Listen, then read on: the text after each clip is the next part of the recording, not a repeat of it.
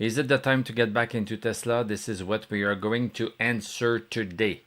Closed at 319, down $2. Post-market down a little bit more. Let's take a look at our patterns. Downward channel. Where are we? Went higher a couple of days ago. Yesterday came back down, but very small move down. When the close are very close outside, very close inside, we cannot really conclude much. Now we are going a little bit lower, so we are outside of this bullish channel right here today. But the good news is that we have a long wick at the bottom right here. We have a long wick at the bottom. If we go on the 1 hour chart, wicks mean that we have buyers that are coming in. So buyers, where did they come in? Came in at 313.13. Not making this up. Very important support that we have been watching. And if we were losing 313.13, this is a short for us. This red dot here means this is the short region, and the buy region is right here, another buy region right here. So 313.13 is the short region, but look at this, went a little bit into it, did not close. The closing is so important. Wait for your candles to close. If you only do this, you will save money. Because if you don't wait for candles to close, you will make hasty decisions and you will pay the price eventually. So candle needs to be closed. So we went lower than 313, but no, this was butt back up. So we have buyers right here. 313 is a support and we retested it today. It was tested July 25th. We tested it right here. And it has been retested today. So 313, we don't go lower than 313.13 anymore. So if you hold Tesla stock, don't sell it. There's no reason to sell it. There would be reason to sell it if we go lower than 295 right here. But no, we cannot go lower than 313.13. So let's forget about 295. So if you hold Tesla, keep it. This is not financial advice. We are in a tight range right now between 326.34 and 313.13. This is a very tight range. Something is bound to happen. When a stock has decreasing highs and increasing lows, it gets into this kind of a funnel, a symmetrical triangle. Something is going to happen. So now we are very close to seeing something happening, I'm telling you. And there's no hurry. There's no hurry to put our money in the stock market. We have other stocks that we are looking at. Look at the green tabs, look at the yellow tabs, look at the pink tabs. The people on Discord know what these mean. We have so many stocks that we can look at, so there's no hurry. But we know that when Tesla is going to go, it is going to go. This is Tesla stock. This is Tesla stock. Last year, at the end of last year, boom, super big move. In 2023, boom, boom, super big move. In 2020, that was the biggest move of all, a big 10x. Tesla is a stock that moves. Yes, sometimes we have some congestion zones where not much happen. That's fine. But when we are starting to break these key levels, then this is going to be extremely interesting. The first move we need to make is 326.34. If you want to trade Tesla, we need to wait for 326.34. If you don't want to trade Tesla and want to invest in it, but you are a trend-aware investor, you need to be a trend-aware investor. You need to be aware of trends even if you like a company. If you like a company, you can consider buying the stock, but you need to time it. Because if you don't time it, you can buy right here and then it goes down. So timing is really important.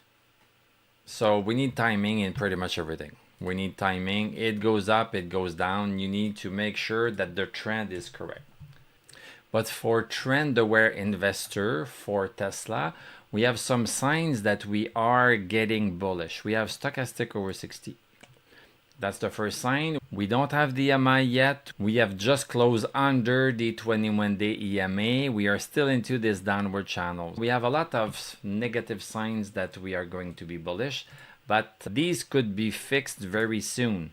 As soon as we start getting above 335.73 for a trend-aware investor, a regular investor, then this is going to start to look very interesting. For the trader, as I said, I would start considering 321 is pretty risky, but I would start considering 326.34. No, it's not the perfect time to get into Tesla. Let's take a look at the VIX. After a move up yesterday and also today, because Jerome Powell held a meeting at 2:30 and he has held the interest rates at the same level they are now. So this is a little bit disappointing. He finds that inflation is not perfectly in line and he might consider lowering the interest rates in September, although he does not want to think that far. But things are not to his liking. So yes, it would have been a nice move up to have a lowering of the rates, but at least this fear factor came down after a move up yesterday and also today. The 20-year bonds pretty stable. The 10-year bonds also pretty stable. Dow Jones, it was not too enthused about this. We are losing stochastic over 60. We are going to start testing the 21-day moving average. If we break lower, then this is going to tell us that we are going lower. So we are going to watch 44.028 right here. This is an important milestone to watch. SPX had a big day today. A big day, moved a lot, is a little bit down. We still have stochastic still above the 21-day moving average, so we'll see tomorrow what happens. Nasdaq pretty much sideways, and Russell, the small caps, did not like it at all. So we have lost the 21-day moving average. We have lost stochastic over 60, so this one is plunging. Next up is 2170. It's possible that we bounce on 2170. If we lose that one, then okay, we are going much lower. Bitcoin not affected too much, so we are at 117,350.